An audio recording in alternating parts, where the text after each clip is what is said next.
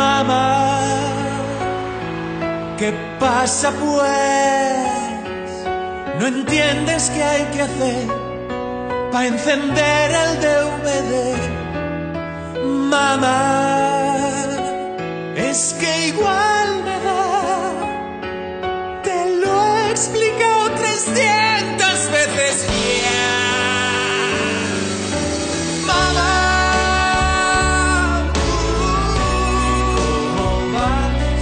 me llamas otra vez porque no sabes entrar en internet.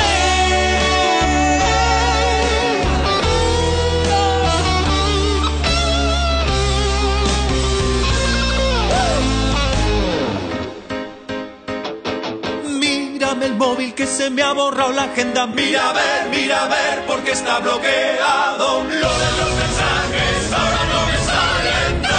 ¡Hijo mío! Hijo mío, ¡Hijo mío! hijo mío, hijo mío, mira a ver. ¡Que no me va! Lo de la tele yo no lo entiendo. Le he dado al mando y no van los canales. Dice tu padre que se ha estropeado.